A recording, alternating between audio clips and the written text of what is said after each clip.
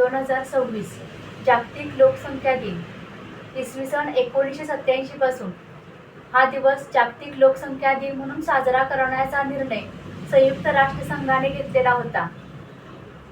संयुक्त राष्ट्रसंघाने हा निर्णय घेण्यामागचं कारण म्हणजे त्यावेळची 87ची लोकसंख्या जी होती जगाची ती 5 अब्जाहून जास्त होती।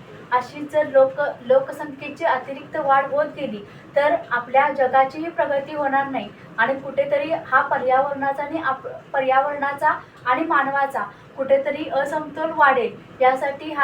यासाठी लोकसंख्या वाढीसंदर्भातली जागरूकता लोकांच्या मनामध्ये निर्माण होण्यासाठी हा दिवस जागतिक लोकसंख्या दिन म्हणून साजरा होऊ लागला।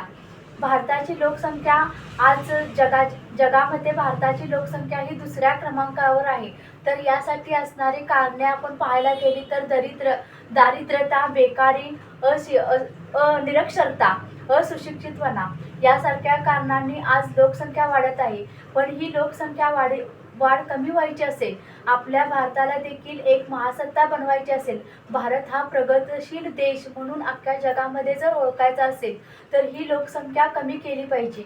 या लोकसंख्येची वाढीची कारणे आहेत त्याप्रमाणे परिणाम पाहायला गेलं तर आज प्रत्येक ठिकाणी आपल्याला बेकारी आढळून येते। या बेकारीतून आज तरुणांच्या होणाऱ्या आत्महत्या, या बेकारीतून आज दरिद्रता भोगणारे झोपडपट्टीतील लोक, या सगळा परिणाम आपल्या लोकसंख्या वाढीचा आहे। तर त्याचप्रमाणे आपण जर आपली भारत एक महासत्ता बनवायची असेल, भारत एक प्रगतशील देश बनवायचा असेल तर या वाढी संदर्भातले जे उपाययोजना आहेत या भारत सरकारने दिलेल्या उपाययोजनांचं पालन डोंगरी दुर्गम भागापर्यंत होणं गरजेचं आहे आणि यासाठी असणाऱ्या आरोग्य सुविधा असतील किंवा शाळा महाविद्यालय, नागरिकांच्या मनामध्ये जागरूकता निर्माण करणे गरजेचे आहे।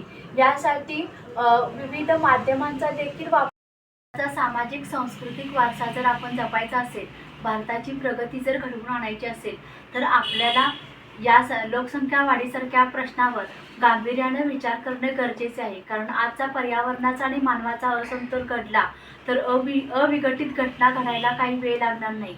म्हणून आपण सर्वांनी लोकसंख्या वाढी संदर्भातली जागरूकता मनामध्ये रुजवणे हे भारतीय नागरिक म्हणून आपले कर्तव्य आहे। धन्यवाद।